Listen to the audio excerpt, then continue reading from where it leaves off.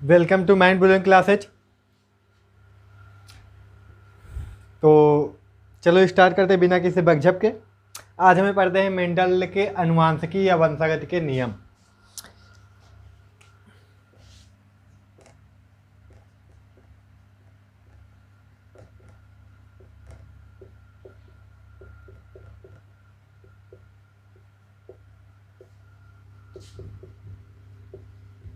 Mendel के अनुवांशिकी के नियम, अनुवांशिकी के नियम चाहे कहो चाहे वंशागत के नियम कहो, बात एक ही है। बात एक ही है। अगर वंशागत के नियम क्वेश्चन में पूछे वंशागत के नियम लिखो तो भी यही चीज़ लिखना है, अगर कहे अनुवांशिकी के नियम लिखो तो भी यही चीज़ लिखना है। ठीक है, देख लो। मेंडल ने वंशागत के अनुवांशिकी के 3 नियम दिए। मेंडल ने अनुवांशिकी के 3 नियम दिए। पहला नियम, पहला प्रभाविता का नियम। प्रभाविता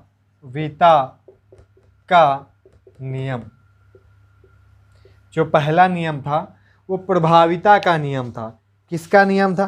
प्रभाविता का नियम था। मेंडल ने जो एक्सपेरिमेंट किया था एकल संकर संकरण वाला, मोनोहाइब्रिड वाला, उसमें जब इन्होंने लंबा पौधा और छोटा पौधा के मध्य संकरण कराया था, लंबा पौधा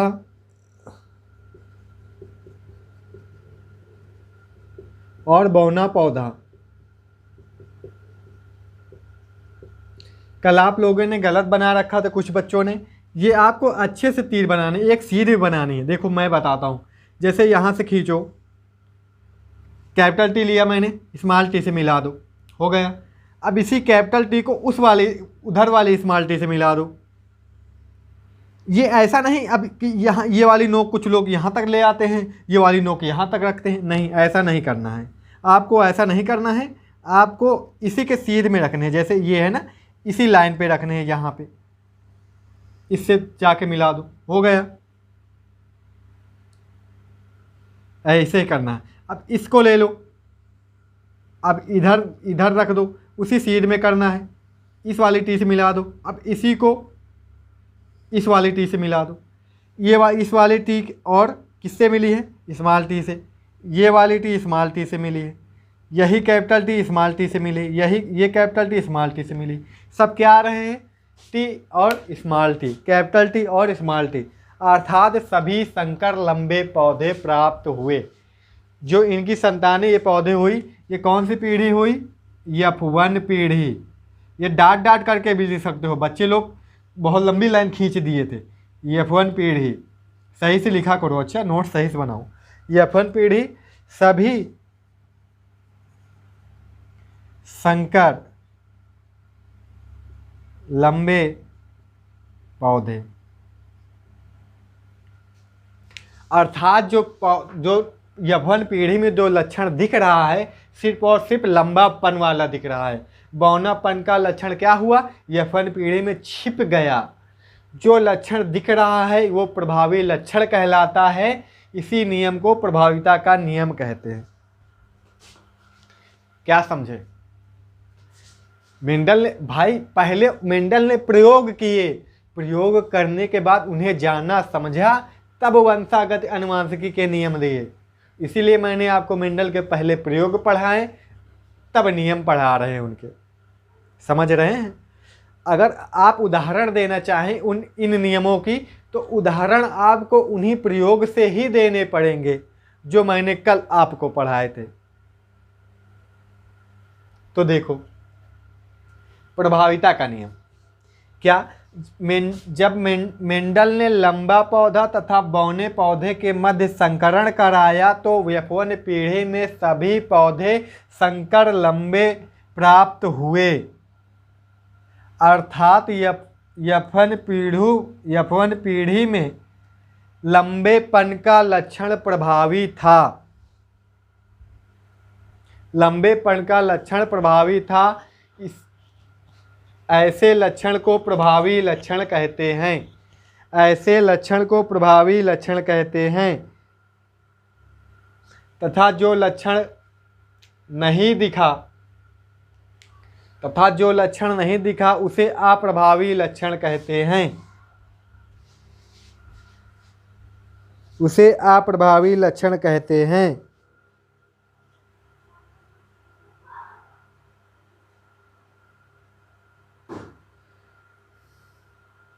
इस नियम को प्रभाविता का नियम कहते हैं।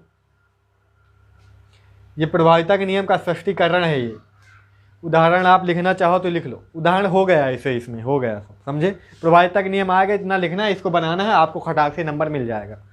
ठीक है, हो गया, मिटा दे इसको।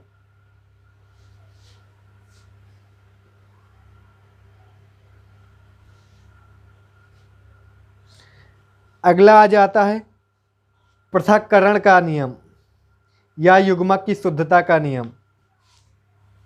दूसरा आ जाता है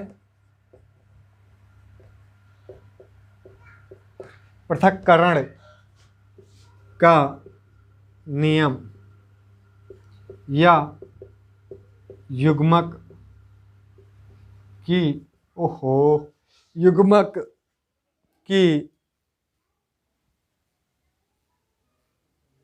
युग्मक की अलग होगा ना, उसे युग्मक की शुद्धता का नियम।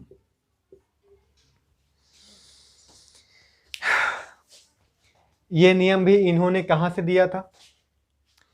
इस नियम को भी बेटा जी इन्होंने उसी एकल संकर्ण संकरण से ही दिया था। जो एकल संकर्ण संकरण वाला प्रयोग किया था इन्होंने, उसी से इस नियम को भी दिया था।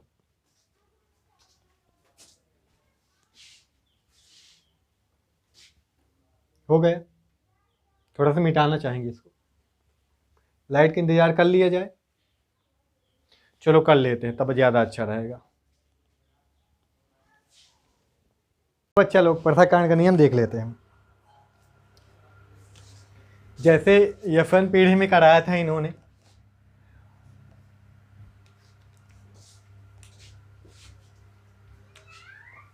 कैपिटल टी कैपिटल ले लिए थे, स्मॉल टी ले लिए थे, इन दोनों में क्रॉस करा थे, सभी कैपिटल टी स्मॉल टी संकर लंबे आ गए थे, यफन पीढ़ी हो गई थी। कौन सी पीढ़ी हो गई थी? यफन पीढ़ी हो गई थी। यफन पीढ़ी के मध्य क्या कर दिए? यफन पीढ़ी में फिर से क्रॉस करा दिए, यफन पीढ़ी में। तो यफन पीढ़ी में जो प्राप्त हो उनके मध्य पुनः क्रॉस करा दिया गया, है ना। 100 परागण करने पर 100 परागण करा दिया गया। तो जो F2 पीढ़ी में प्राप्त हुए वो कैसे थे, आइए देख लेते हैं। हालांकि ये सब हम कल पढ़ चुके हैं। कैपिटल टी आएगा, capital T small T, capital T small T, small T. यहाँ पे सभी शुद्ध लंबे, यहाँ पे संकर लंबे, यहाँ पे शुद्ध बौना। क्या हुआ?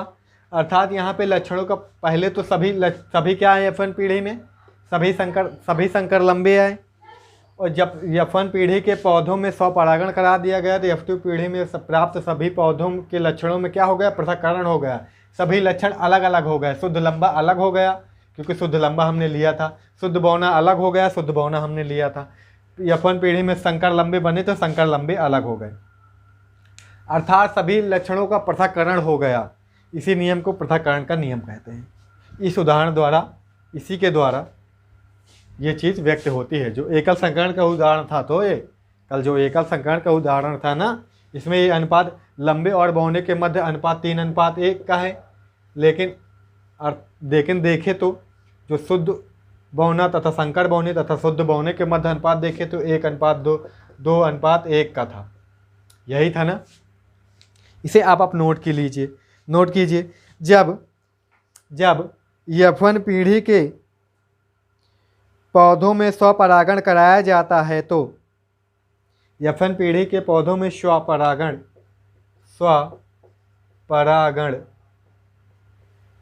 कराया जाता है तो दूसरी पीढ़ी की संतानों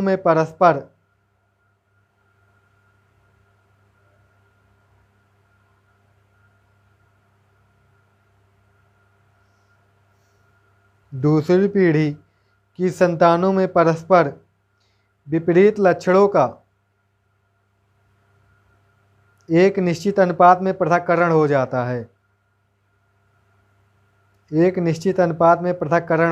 है।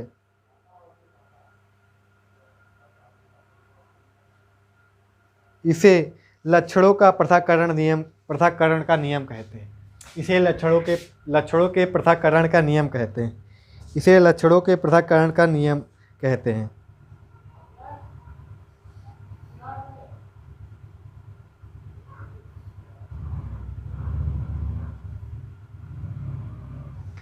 क्या समझ आया? शुद्धता का नियम क्यों कहते हैं? पृथक्करण को समझ आ गया? शुद्धता का, क्योंकि देखो यफन पीढ़ी में जो जीन थे मिक्स हो गए सब।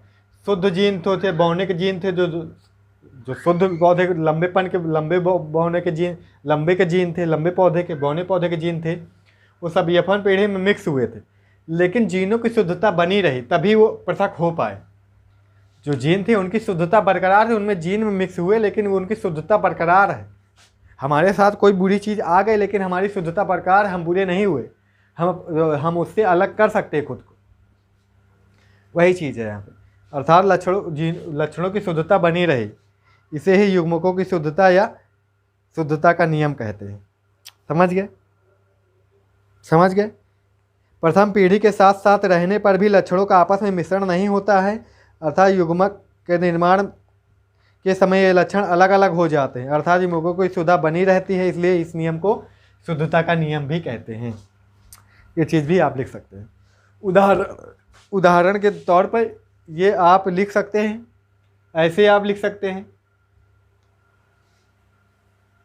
उदाहरण कैसे लिखेंगे इसको? उदाहरण द्वारा समझाने के लिए आ जाता है, उदाहरण द्वारा समझाने के लिए आता है बोर्ड में। आप ऐसे बना के भी लिख सकते हैं, ऐसे ना बनाए तो और भी तरीके हैं लिखने के, और भी तरीके हैं लिखने के, मैं बताता हूँ। लिख लीजिए उदाहरण में आप समझा भी सकते हैं इसको भी।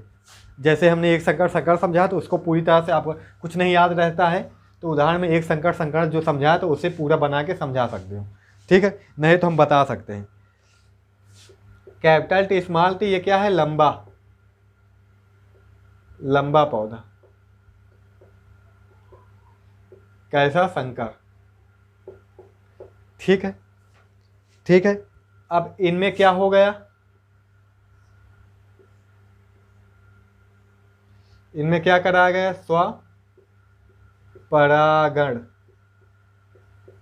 स्वपरागण कराया गया। ठीक है, तो क्या बना? शुद्ध बौना।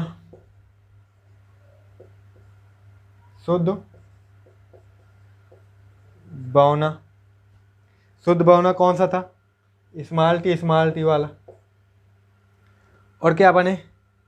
लंबा पौधा शंकर। यहाँ पे क्या बना था? लंबा पौधे में कौन? शुद्ध में कौन? Capital T. यहाँ पे क्या बना था? Shankar, capital T small T. यहाँ पे क्या बना था? Shankar, capital T small T. लंबा पौधा। ये चीज़ आप उदाहरण में बना लेंगे। लंबा पौधा, यहाँ पे लिख लेंगे लंबा पौधा है लेकिन कैसा? शंकर वाला। हो गए, ये चीज़ आप बना लेंगे। नीचे लिख लेंगे मटर के पौधों के मध्य संकरण के उपयुक्त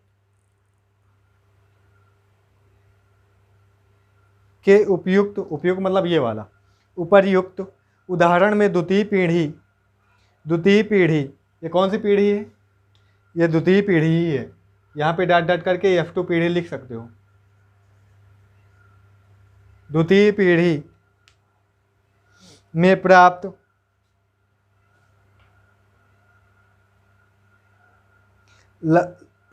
पौधों में लंबेपन तथा बौनेपन के लक्षण फिर से प्राप्त हो जाते हैं। द्वितीय पीढ़ी में प्राप्त पौधों में लंबेपन के तथा बौनेपन के लक्षण फिर से प्रकट हो जाते हैं, अर्थात लंबेपन का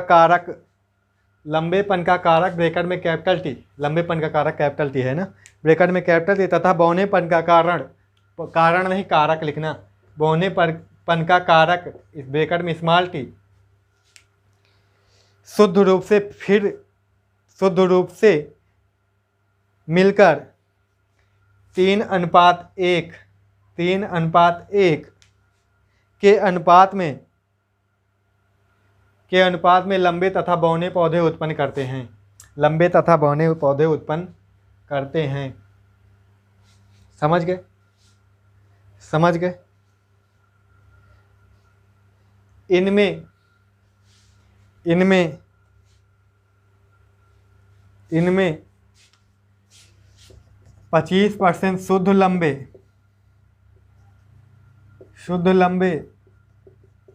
50% संकर लंबे, 25% शुद्ध बौने पौधे होते हैं। अर्थात यह अनुपात 1:2:1 का होता है। बस हो गया, इतना समझ गए? इतना हो गया, समझ गए? ये नियम हो गया ख़त्म। समझ आ गया होगा समझ। वो चीज़ पूरा भी आप बना सकते हो, ये वाला भी जितना बनाए बाद में ये भी बना सकते हो, कोई दिक्कत नहीं। ठीक है, ख़त्म करो। अगला नियम आ जाता है स्वतंत्र अपव्यूहन का नियम। कौन सा नियम? स्वतंत्र अपव्यूहन। तीसरा आ जाता है स्वतंत्र अपव्यूहन का नियम।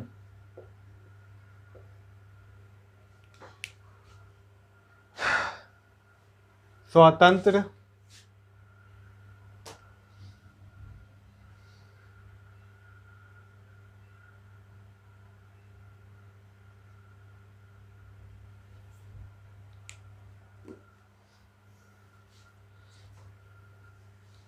अपव्यूहन का नियम।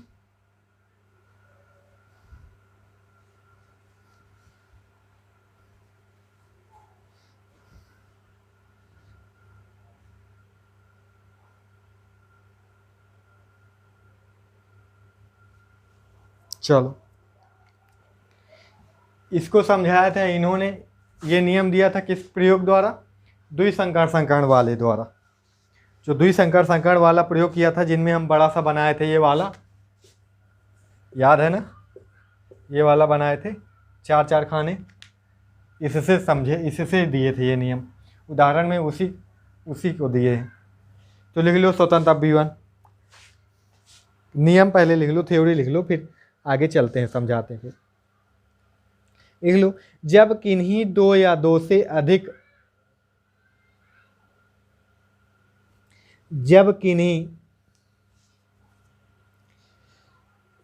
2 से अधिक कारक युग्मों के लिए दो जोड़ा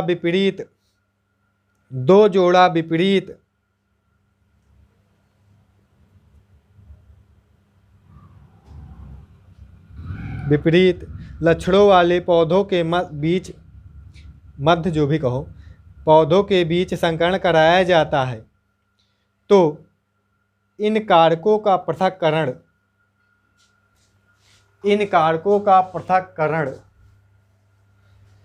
पृथक्करण तथा चयन स्वतंत्र रूप से होता है।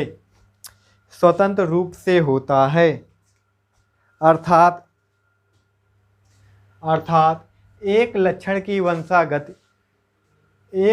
की वंशागत दूसरे को प्रभावित नहीं करती। मतलब कोई लक्षण जा रहा है दूसरी पीढ़ी में, वो अपना प्रभाव दिखाएगा, कहीं ना कहीं वो अपना प्रभाव दिखाएगा। अर्थात दूसरा लक्षण उसे ऐसा नहीं ख़त्म ही कर देगा। सभी लक्षण उनका चयन क्या होता है? स्वतंत्र रूप से होता है। अर्थात कोई दूसरा लक्षण किसी दूसरे लक्षण को प्रभावित नहीं करता है। इसको क्या कहते हैं? स्वतंत्र अपव्यूहन का नियम। इसे ही स्वतंत्र अपव्यूहन का नियम कहते हैं। उदाहरण क्या दिया था? वही वाला, पीला, गोल, झुर्रीदार, हरा। वो पूरा भी आप बना सकते हो, पूरा बना के भी थ्योरी लिख सकते हो। नहीं तो हम उसको बता दिए तो उसको नहीं बताएंगे, हम शॉर्टकट में बताएंगे। ठीक है, क्या ले लिए थे? दोनों गोल और पीला ले लिए थे हम। गोल, पीला और झुर्रीदार हरा ले लिए थे। वीडियो रिकॉर्ड हो रहा है ना? हाँ, झुर्रीदार हरा ले लिए, ठीक है बेटा जी। इनके मध्य क्रॉस करवा दिए थे, सॉरी इनका लिख भी लेते हैं। यहाँ पे जो दोनों थे, दोनों गोल और पीला दोनों प्रभावी थे, झुर्रीदार हरा दोनों क्या थे, अप्रभावी थे, है ना। दोनों दोनों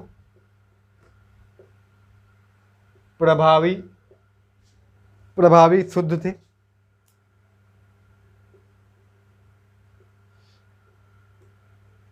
दोनों अप्रभावी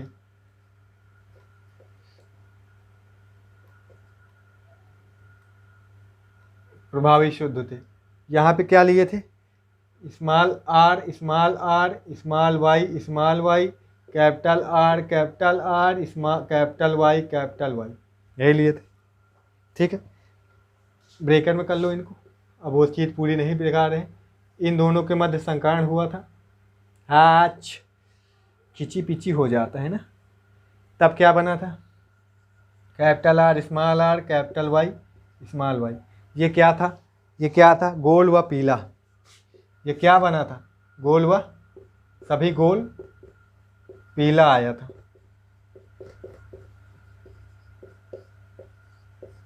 सभी क्या आया था, गोल पीला। ये F1 पीढ़ी थी। फिर इन्हीं में स्वपरागण करा दिया गया था दूसरी पीढ़ी में। जो आया था,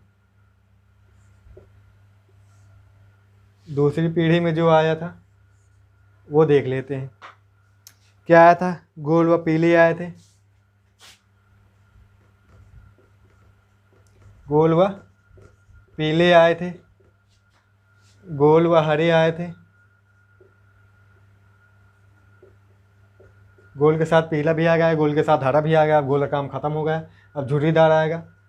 झुर्रीदार पीला आएगा, झुर्रीदार पीला या झुर्रीदार व पीले कह लो तो ज़्यादा सही रहेगा, जैसे लिख रहे हैं वैसे लिखें, झुर्रीदार व पीले। अब झुर्रीदार व हरे,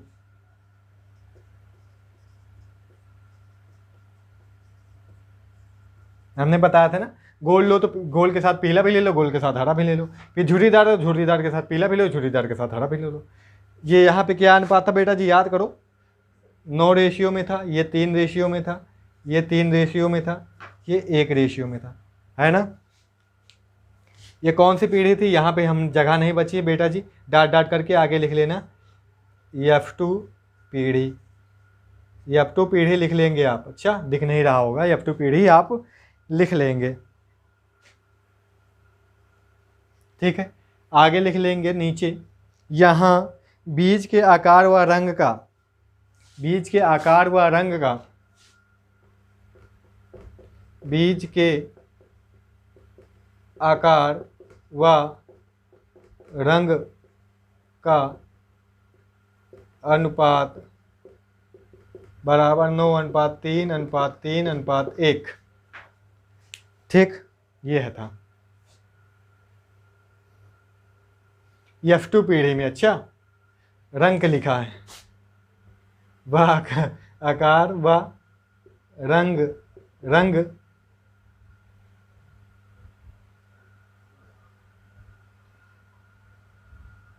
में, रंग का F2 पीढ़ी में, ऐसे लिख लो, F2 पीढ़ी में अनुपात बराबर, ऐसे, तब सही है ज़्यादा। इतना लिख लोगे आप। अब चाहे तो आप वो वाला पूरा भी बना सकते हो, नंबर मिलेगा, इसमें भी मिलेगा उसमें भी मिलेगा, ठीक है। अब एक्सप्लेनेशन थोड़ा दे देते हैं, बस हो गया। अब कैसे इस उदाहरण द्वारा कैसे समझ आता है कि एक दूसरे को प्रभावित नहीं करते, वही चीज़ देख लो। गोल है तो गोल प्रकट हो रहा है, हरा है तो हरा भी प्रकट हो रहा है, पीला है तो पीला भी प्रकट हो रहा है, झुर्रीदार है तो झुर्रीदार भी प्रकट हो रहा है। ऐसा नहीं कि वो कहीं प्रकट ही नहीं होगा कि दूसरा किसी उसकी वंशागत को समझा, अगर वो जा रहा है तो वो लक्षण कहीं ना कहीं प्रकट जरूर होगा।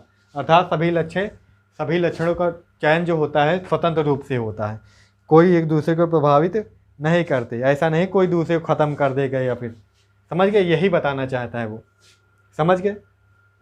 इसीलिए इसे पृथक्करण का स्वतंत्र अभिवन का नियम कहते हैं। चलो मिटा देते हैं इसको।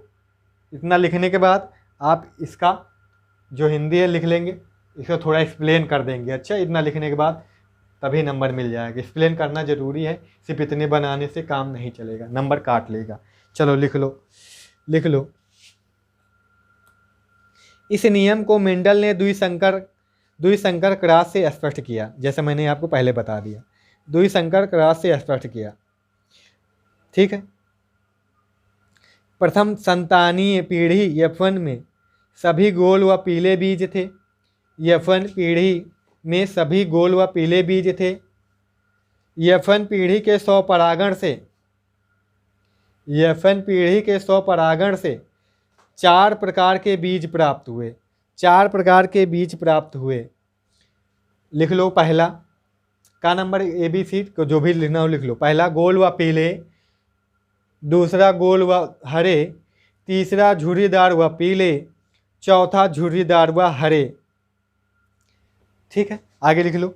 4 प्रकार के बीजों के प्राप्त होने से यह स्पष्ट होता है कि 4 प्रकार के बीजों के प्राप्त होने से यह स्पष्ट होता है कि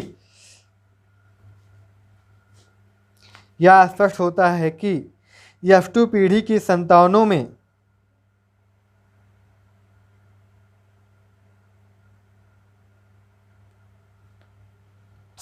में दोनों लक्षण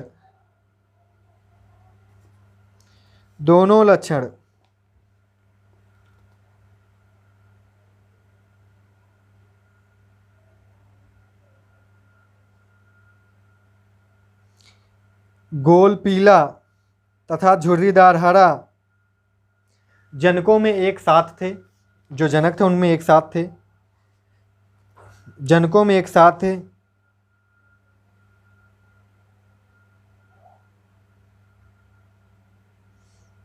तथा F2 पीढ़ी में यह स्वतंत्र रूप से संयुक्त होकर प्रकट हो गए। स्वतंत्र रूप से संयुक्त होकर क्या हो गए? प्रकट हो गए।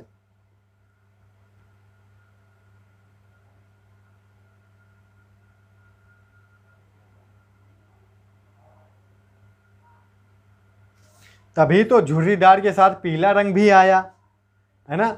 और जो पीला के साथ था झुर्रीदार भी आया, है ना। झुर्रीदार जो था, झुर्रीदार साथ वैसे हरा रंग था, लेकिन झुर्रीदार के साथ पीला भी आया कि नहीं आया? आया है ना। और क्या आया है? गोल के साथ हरा भी आया है, गोल के साथ पीला था, हरा भी आया है। इसे आगे लिख लो, ये चीज़ ना लिखो, आगे लिख लो। इससे यह स्पष्ट होता है कि लक्षणों का पृथक्करण स्वतंत्र रूप से होता है और एक लक्षण की वंशागत दूसरे को प्रभावित नहीं करती है। एक लक्षण की वंशागत दूसरे को प्रभावित नहीं करती है। अर्थात और देख ही चुके हो क्या हुआ, सभी लक्षण प्रकट हुए हैं, सभी एक दूसरे के साथ गए हैं, है ना। चलो ठीक है, तो वंशागत के नियम हो जाते हैं ख़त्म। यहाँ पे हमारा एक अच्छा सा और टॉपिक ख़त्म हो गया है। ठीक है, कोई ना कोई लक्षण कहीं ना कहीं प्रकट जरूर होता है। जैसे आप इन चीज़ों को रियल लाइफ से जोड़ सकते हैं। जैसे हम जैसे हैं अभी आज, हो सकता है कि हमारी संतानों में ये लक्षण हमारे ना जाएं, हो सकता है हमारी संतानों की संतानों में ये लक्षण हमारे वाले प्रकट हो जाएं, तो वो लक्षण दबेगा नहीं, कहीं ना कहीं कभी ना कभी वो प्रकट जरूर होगा। या नहीं कि उसकी वंशागत किसी दूसरे लक्षण की वंशागत उस लक्षण को ख़त्म कर देगी। ना बाबा ना, ऐसा नहीं होगा। जैसा मेरा हो सकता है, जो मेरे जीन में जो स्वभाव घुस गया हो, ऐसे सीधा साधा भोलापन का जैसे स्वभाव जीन में है, तो लक्षण कहीं ना कहीं संतानों में या उनकी संतानों में प्रकट अवश्य होगा। जो मेरा रंग है ये कभी ना कभी कहीं ना कहीं संतानों में प्रकट अवश्य होगा। अब चाहे आगे जैसे मेरे बच्चे एकदम काले हो गए या एकदम गोरे हो गए, मुझ जैसे नहीं रहे हैं, मैं बीच वाला हूँ, तो मुझ जैसे नहीं रहे हैं, तो ऐसा नहीं कि ये लक्षण अब ख़त्म ही हो गया। ये लक्षण आगे कहीं ना कहीं जाके फिर प्रकट अवश्य होगा। अर्थात स्वतंत्र अभिवन का नियम जो है वो सही है। समझ गए? द्विसंकर संकार से इस नियम को मेंडल ने समझ के दिया था। समझ गए? मेंडल के बारे में और बताऊं मैं? मेंडल मैंने बताया था ना, ये गरीब किसान के बेटे थे, ये पादरी थे, चर्च में रहते थे, इन्होंने बायो नहीं पढ़ी थी, इंटरेस्ट था इनका पौधों के बारे में जानने का। इन्होंने गार्डन बनाया था अपना, वहीं पे मटर के पौधे उगाए थे, उनका रिकॉर्ड बनाया था, उन्होंने प्रयोग किया था, संकलन करवाया था, ये सब करवाया था उन्होंने खुद, समझ गए। और कोई वैज्ञानिक तो थे नहीं, किसी प्रयोगशाला में काम तो करते नहीं थे, तो इनका कोई महत्व भी नहीं दिया गया था। इन्होंने जो प्रयोग इनके लिखे थे एक बार पब्लिश भी हुए थे, एक पत्रिका थी उसमें पब्लिश हुए, तो किसी ने ध्यान ही नहीं दिया। बाद में वैज्ञानिकों का ध्यान गया इनके प्रयोगों पर, तो बाद में इन्हें मरने के बाद नोबेल प्राइज़ दिया गया था, मरने के बाद। उस टाइम जब ये जिंदा थे, इनकी बात कौन था सुनने वाला। अब ऐसे मैं कोई चीज़ जान लूँ बताऊँ तो कौन समझेगा, कौन सुनेगा। शायद हो सकता है मेरे मरने के बाद वो चीज़ किसी समझदार के पता चले तो वो ले जाए मेरी चीज़ को बड़े प्लेटफार्म पे, समझे, बताए कि हाँ इन्होंने बताया था, समझ रहे हो। तो मरने के बाद इन्हें नोबेल प्राइज़ मिला था, मरणोपरांत। तो अच्छी बात है यार, नहीं तो वैज्ञानिक इन चीज़ों को समझने के लिए सालों से परेशान थे। मेंडल ने आसानी से समझ लिया था इन चीज़ों को, समझ रहे हो। तो जानने की इच्छा थी उनकी बस, अच्छे थे वैसे। चलो ठीक है, नहीं तो ऐसे काम कौन करता है फिर फालतू, कहीं पता नहीं पागल कहेंगे लोग करने लगोगे तो ना। चलो ठीक है, अगली वीडियो में मिलते हैं फिर। ये ख़त्म हो गया महत्वपूर्ण, थोड़ा बड़ा अनुवांशिकी में ज़्यादा कुछ नहीं बचा है। कल अनुवांशिकी में जो भी बचे कुछ टॉपिक हैं कल ख़त्म हो जाएगा, फिर जैव विकास शुरू करेंगे। अच्छा 3-4 दिन जैव विकास चलेगा, तो कुछ कल जो जितना भी अनुवांशिकी में बचा था है अभी काफ़ी कुछ है। अपूर्ण प्रभाविता है और लिंग निर्धारण है, और भी जो कुछ 2-3-4 टॉपिक है वो सब कल पढ़ लेते हैं, फिर जैव विकास परसों शुरू करेंगे। जैव विकास 3-4 दिन चलेगा, तब जाके लेसन समाप्त होगा। ठीक है बच्चा लोग, तो थैंक यू सो मच। पूरा कर लो, लिख लो, दिखा दो, वीडियो को लाइक वाइक कर दो, और जो भी कुछ नहीं पढ़ रहे हैं सबसे बोलो पढ़ो ही, जो भी हो पढ़ो। जुलाई आ गई है, ठीक है, ज़्यादा टाइम नहीं है, ठीक है, पढ़ो। अब जिनका छूटा पिछला वो भी पूरा कर सकते हैं, पढ़े बोलो पूरा कर डाले धीरे धीरे, और यहाँ से लिखते रहो। नहीं तो नया चैप्टर फिर फिजिक्स शुरू करेंगे इसके बाद, तो फिजिक्स से लिखना शुरू कर देंगे अलग रजिस्टर बना के, ठीक है। जिनका ज़्यादा छूटा फिजिक्स से शुरू कर देंगे, धीरे धीरे अपना पूरा करते रहेंगे। वीडियो देख के या फिर कापी से कैसे भी करें। वीडियो देख लेंगे तो ज़्यादा अच्छा समझ में भी आ जाएगा, नहीं कापी छाप लेंगे सिर्फ। अरे फ़ायदा है यार, अब तो फ़ायदा है कि नहीं है। अब वीडियो रिकॉर्ड है, चाहे जब देख लो।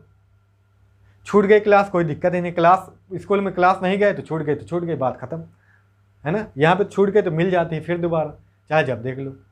1 साल बाद देख लेना, वीडियो पढ़े रहेंगे, डिलीट थोड़ी करेंगे हम। अब वीडियो पढ़ेंगे चाहे जब देखना, समझ गए। तो ठीक है, अगली वीडियो मिलते हैं। Thank you so much.